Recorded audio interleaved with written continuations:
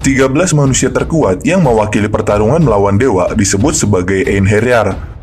Einherjar ini sekelompok 13 manusia yang telah dipilih oleh Brunhilde untuk berpartisipasi dalam Ragnarok dan melawan pejuang dewa untuk menyelamatkan kemanusiaan.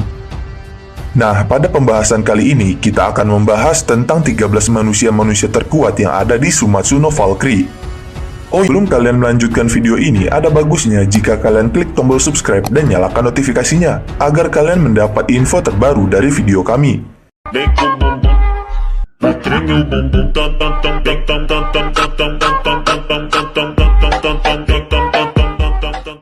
Yang pertama, Adam. Adam adalah nenek moyang kemanusiaan. Dia adalah manusia pertama yang pernah ada. Di manga ini, Adam diciptakan menurut gambar dan rupa para dewa. Setelah diusir dari Firdaus bersama dengan Hawa, keduanya turun ke bumi dan mulai melahirkan kemanusiaan atau umat manusia. Lalu setelah itu, dia diyakini sebagai orang yang paling membenci dewa. Dalam pertarungannya, Adam adalah perwakilan kemanusiaan di babak kedua Ragnarok, dan dia bertarung melawan Zeus. Di sini, Adam menggunakan senjata Volunder Knuckle Duster. Lalu pada pertarungan ini, yang mana seharusnya pertarungan Adam dengan Shiva, tetapi Zeus malah mengajukan diri untuk bertarung melawan Adam. Lalu, saat bertarung, kekuatan Adam itu seperti menjadi salinan para dewa, hingga Adam dapat menggunakan kemampuan yang disebut refleksi ilahi, yang mana kekuatan itu memungkinkannya untuk menyalin semua serangan Zeus untuk digunakan melawannya. Dan hal ini membantu Adam untuk bertarung setara dan bahkan mengalahkan Zeus di beberapa titik. Tetapi dia akhirnya kalah tipis setelah dipaksa ke dalam situasi di mana dia harus menghabiskan kekuatan refleksi ilahinya hingga batasnya. Lalu, dalam kekuatan andalannya, Adam memiliki kekuatan refleksi ilahi, yang mana Adam dikaruniai kemampuan untuk mereplikasi dengan sempurna setiap gerakan dan teknik yang dilihatnya, termasuk yang digunakan oleh makhluk ilahi. Adam juga dapat menghindari serangan apapun, sekaligus melawan penyerangnya dengan gerakan mereka sendiri. Kemampuan ini sangat kuat, sehingga Adam bahkan dapat meniru dan memanfaatkan pukulan Zeus yang melampaui waktu setelahnya, hanya dengan melihatnya satu kali saja. Yang kedua, Qin Shi Huang. Qin Shi Huang atau nama aslinya adalah Yingzheng Qin Shi Huang, atau bisa disebut juga Yingzheng Shi Huangdi, yang mana nama tersebut adalah gelar secara harfiah yang berarti Kaisar Pertama Qin. Qin Shi Huang adalah pendiri dinasti Qin dan kaisar pertama yang menyatukan dataran Tiongkok, yang secara luas dianggap sebagai kaisar terbesar dalam seluruh sejarah Tiongkok. Selama itu dia juga disebut sebagai raja di mana semuanya dimulai, raja manusia dan raja terbesar sepanjang pertempurannya dengan Hades. Dalam pertarungannya, Qin Shi Huang adalah perwakilan kemanusiaan di ronde ke-7 Ragnarok dalam melawan Hades. Dan di sini, Qin menggunakan senjata dari Alfiter, sang Valkyrie ke-10, yang mana Alfiter melakukan Volunder dengan berubah menjadi Shenluo Kaishu, yaitu plat besi pelindung tangan dan kuku besi. Lalu, selama pertempurannya, Qin Shi Huang dapat mendorong Hades ke sudut dengan menggunakan teknik rahasianya. Dan itu memaksa Hades untuk mengeluarkan kekuatan andalannya, yaitu Ichor Desmos, dan mengalahkan Qin Shi Huang dengan menghancurkan lengan dan bahu kirinya. Namun, walaupun terluka sangat parah, tetapi pada akhirnya Qin Shi Huang dapat memenangkan pertarungannya berkat Volunder Alfiter yang berubah menjadi pedang Shi Huang Goujian. Lalu, dengan pedang tersebut serta teknik Tortoise Ripple, Qin Shi Huang dapat menyerang kelemahan vital di serangan Desmosnya Hades, serta sekaligus menyerang dan membunuh Hades. Pada kekuatan andalannya, Qin Shi Huang adalah sang ahli bela diri yang sangat terampil yang menggunakan teknik penglihatan Qi. Yang mana dari penglihatan Qi ini, Qin Shi Huang dapat melihat aliran Qi di dalam tubuh makhluk hidup, bahkan hingga dewa sekalipun. Lalu, dari kekuatan tersebut, Qin Shi Huang dapat melihat jalur Qi yang berbentuk bintang yang terdapat di tubuh seseorang atau tubuh dewa sekalipun. Dan bentuk-bentuk bintang tersebut dapat diserang oleh Qin untuk mengganggu Qi lawannya sehingga melemahkan teknik mereka. Yang ketiga, Sasaki Kojiro. Sasaki Kojiro adalah pendekar pedang terkenal yang berasal dari feodal Jepang. Dia juga disebut sebagai pecundang terkuat dalam sejarah dan juga pendekar pedang terkuat umat manusia. Dalam pertarungannya, Sasaki Kojiro adalah perwakilan manusia di babak ketiga Ragnarok dalam pertarungannya melawan Poseidon. Pada pertarungan babak ketiga ini, Kojiro lah yang pada awalnya mengajukan diri untuk bertarung melawan Poseidon. Dan kemudian Heris, saudara kedua Brunhilde pun melakukan Volunder dengan menjadi Monohoshizou-nya milik Sasaki Kojiro. Dan lalu selama pertarungan ronde ketiga, Poseidon pun memotong Monohoshizou Kojiro menjadi dua. Tetapi berkat Kojiro yang beresonansi dengan kedua kepribadian ganda Heris, Volunder Heris pun ditempa ulang atau berevolusi menjadi Katana dan Kodachi. Sehingga Kojiro pun dapat menggunakan kombinasi dari semua gaya pedang yang dia temui selama waktunya di bumi, ditambah dengan teknik andalannya, yaitu Senju Muso, yang mana dia dapat menghafal dan menganalisis gerakan lawannya dengan cepat, hingga Kojiro mampu mengalahkan Poseidon, dan memberikan kemenangan pertama pada pihak manusia. Yang keempat, Nikola Tesla. Nikola Tesla dikenal sebagai ilmuwan gila tertinggi pada masanya. Dan Tesla adalah salah satu ilmuwan yang paling terkenal dan terkemuka sepanjang masa karena penemuan-penemuannya yang telah mengubah dunia selamanya. Selain itu, dia juga dikenal sebagai anak cahaya dan penyihir satu-satunya dalam sejarah manusia. Dalam pertarungannya, Nikola Tesla adalah perwakilan kemanusiaan di ronde ke-8 Ragnarok dalam melawan Beelzebub. Dan untuk membantu Tesla, Brunhilde memilih saudari ke-9-nya, Valkyrie, yaitu Gondul, untuk melakukan Volunder dengan Tesla. Yang mana dia menjadi setelan robotik besar bernama Super Automaton Beta. Dan setelan ini adalah setelan yang dibuat Tesla melalui teorinya dan memanifestasikannya melalui Volunder bersama dengan Gondul. Nah, pada kekuatan andalannya, Nikola Tesla memiliki kecerdasan yang sangat jenius, yang mana Tesla telah menunjukkan kemampuan untuk mengingat informasi dengan sangat baik.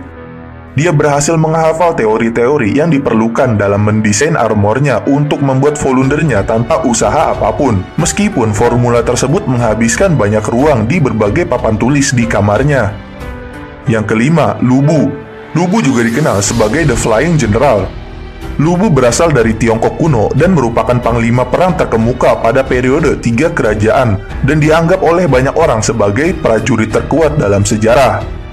Selain itu, Lubu juga dianggap sebagai pejuang yang kejam, haus darah, dan tak kenal takut, serta dipandang sebagai dewa perang dan naga yang marah di dalam medan perang. Dalam pertarungannya, Brunhilde memutuskan untuk memilih Flying General Lubu untuk bertarung di babak pertama melawan Thunder Berserker, yaitu Thor. Dan untuk membantu Lubu mengatasi kekuatan sejati ilahi Thor, Brunhilde menugaskan saudari keempat Valkyrie yaitu Rangris untuk melakukan Volunder dengan Lubu, dan dia menjadi tombak Sky Eater atau tombak khusus milik Lubu. Dan dengan Sky Eater tersebut, Lubu tidak hanya mampu melukai Thor, tetapi juga mampu menghancurkan salah satu sisi Jarngraper milik Thor atau sarung tangan Thor yang terbuat dari kain terkuat di surga. Namun akan tetapi, pada akhirnya Lubu pun tetap kalah melawan Thor saat dirinya beradu pukulan dengan menggunakan tombak Sky Eater-nya melawan palu Thor, yang mengakibatkan tangan, kaki, serta tombak yang terbuat dari Volundernya hancur, dan diakhiri dengan Thor yang menghancurkan kepala Lubu saat Lubu mencoba kembali menyerangnya dengan menggunakan gigitannya, sehingga dari hal tersebut, Lubu dan Rangris pun terbunuh oleh Thor. Dia memiliki kekuatan godlike durability, yang mana Lubu mampu mengerahkan dirinya hingga batas fisik dan mentalnya selama pertarungannya dengan dewa, tanpa menunjukkan tanda-tanda kelelahan. Dia juga dapat mengayunkan tombak lebih dari 36.000 kali tanpa henti, dan dia dapat melanjutkan proses ini selama berbulan-bulan dan bertahun-tahun dengan sedikit atau tanpa istirahat, hingga dirinya dapat membelah awan yang berada di langit dan membuatnya cerah kembali. Bahkan saat beradu senjata dengan Thor, Lubu terbukti bisa bertahan dalam menahan kekuatan Thor. Salah satu teknik Thor yang paling kuat yaitu Geirrod, yang mana serangan itu sebuah serangan yang pernah digunakan untuk mengalahkan Jormungand, yaitu seekor ular raksasa yang tubuhnya dapat mengelilingi bumi. Yang keenam, Jack the Ripper.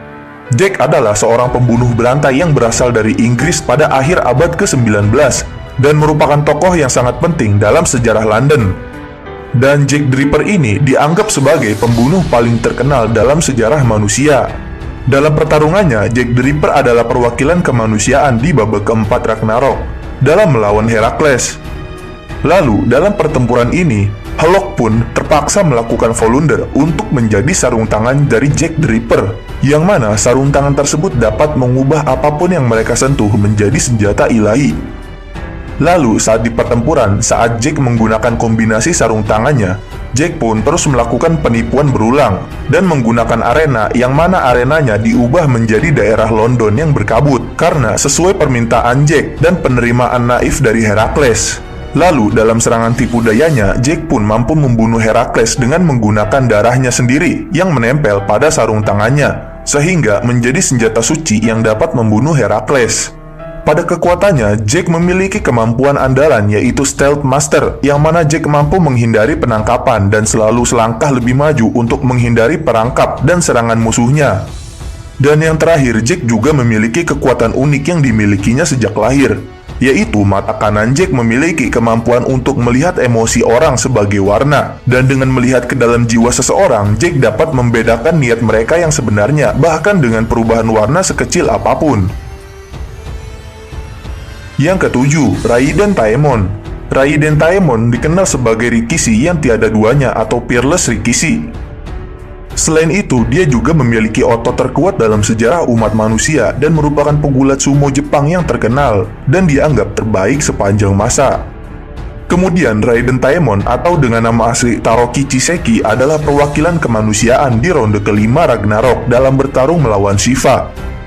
Lalu dalam pertarungannya tersebut, Truth pun melakukan Volunder dengan menjadi tato atau Mawashi Flesh and Bone untuk Taemon, yang membantu Raiden mematahkan 100 segel ototnya dan bertarung dengan semua ototnya semaksimal mungkin. Terlepas dari kekuatan supernya, Taemon melakukan serangan dengan kombinasi dengan disiplin sumo, namun sayangnya Raiden akhirnya kalah melawan Shiva dalam bertarung. Walaupun Shiva mengalami luka yang sangat berat dalam pertarungannya, bahkan kehilangan 3 dari 4 lengannya. Nah, pada kekuatan andalannya, Raiden Taemon memiliki kekuatan kontrol otot. Kemudian, setelah membentuk Volunder dengan Truth, Raiden pun dapat memanipulasi ototnya ke tingkat yang jauh lebih besar, dan memungkinkan dia untuk mengontrol kekuatan fisiknya dengan bebas. Kemudian, untuk sisa dari 13 perwakilan manusia, berikut adalah manusia-manusia terkuat yang belum muncul dalam pertarungan di manganya. Yang ke-8, King Leonidas. Pada kisahnya, King Leonidas adalah Raja Spartan ke-17 yang dipercayai sebagai keturunan dari Herakles karena kekuatan dan keberaniannya. Leonidas juga sangat terkenal dalam pertempurannya melawan Persia, yang mana Leonidas hanya memimpin 300 orang Spartan untuk melawan pasukan Raja Persia yang berjumlah 80.000 hingga 290.000 prajurit Persia. Yang ke-9, Okita Soji. Soji Okita atau Okita Soji adalah kapten unit pertama Shinsengumi, yaitu pasukan polisi khusus di Kyoto pada akhir periode Shogun.